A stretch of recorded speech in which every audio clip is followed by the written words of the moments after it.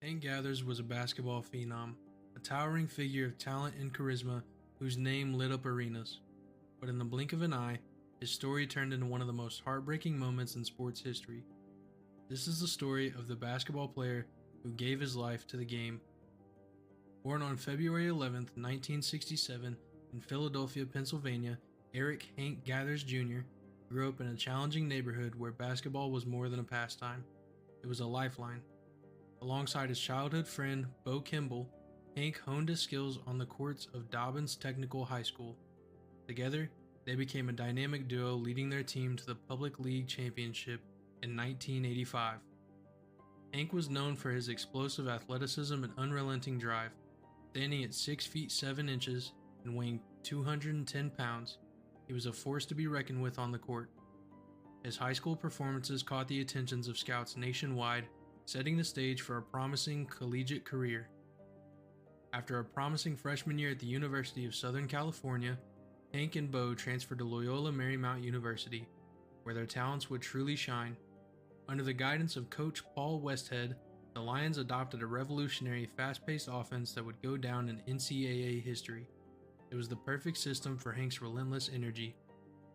In the 1988-1989 season, Hank achieved what only one other player in NCAA Division I history had done. He led the nation in both scoring and rebounding, averaging an astonishing 32.7 points and 13.7 rebounds per game. He was a force of nature, earning the title of West Coast Conference Player of the Year and solidifying his place as one of the most dominant players in college basketball.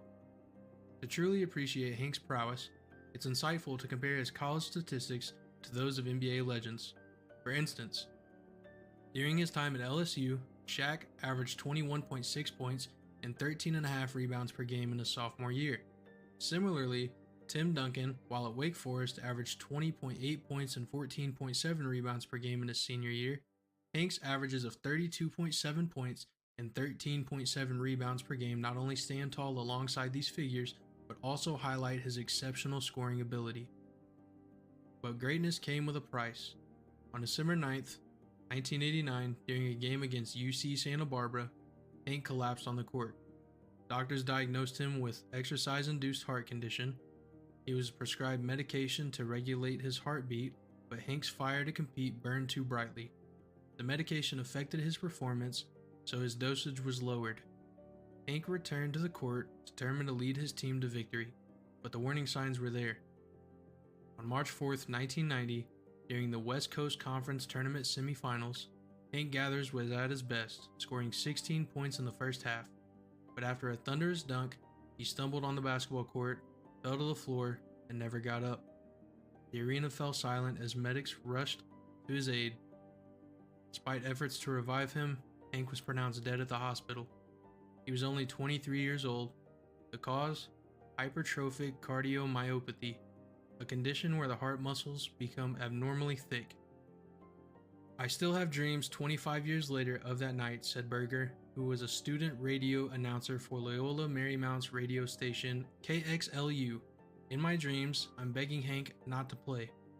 Berger was on the sideline during that game. He knew the players, shared meals with them, played cards with them, rode with them on the buses and the planes. The images will reappear in his mind. Gathers collapsing, then sitting up and gasping for breath. He remembers the look of horror on Gathers' face as he seemed to be reaching toward the bench. He remembered the trainer rushing out with the defibrillator he'd brought to games ever since Gathers had collapsed at the free throw line during a game in December. And he remembers following the family to the hospital, seeing when Gathers was pronounced dead, hearing his mother scream, watching Gathers' brother put his fist through a wall. "It was like this Greek tragedy taking place right before your eyes," Berger said. "When you're a college kid, everyone thinks they're immortal. You hang with these guys, these amazing basketball players, and you really, really think you're immortal. And then there's Hank, the strongest guy in the world. I keep seeing the image of him looking toward the bench. I remember it like it was yesterday. You don't forget something like that."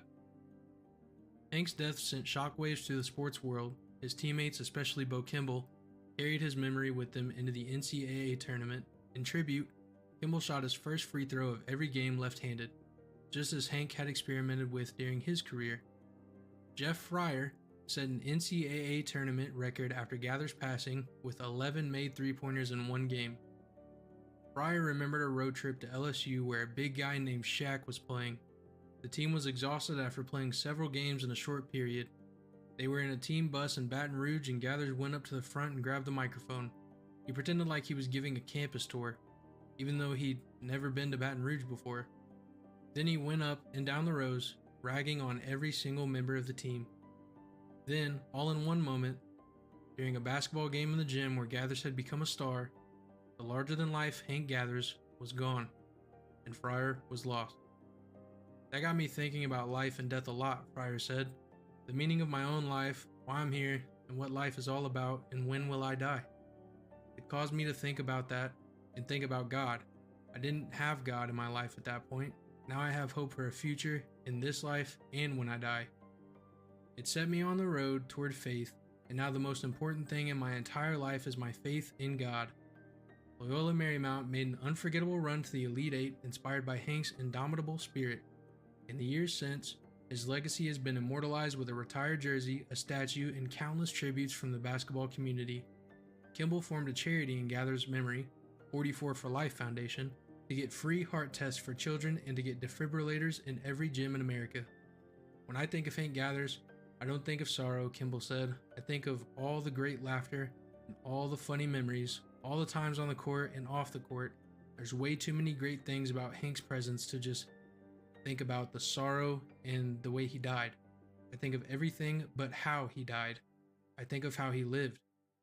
Hank Gathers lived for basketball, and though his life was tragically cut short, his impact on the game and those who knew him remains eternal. He was more than a player. He was a symbol of passion, perseverance, and heart. In loving memory of Hank Gathers, 1967 to 1990. Rest easy.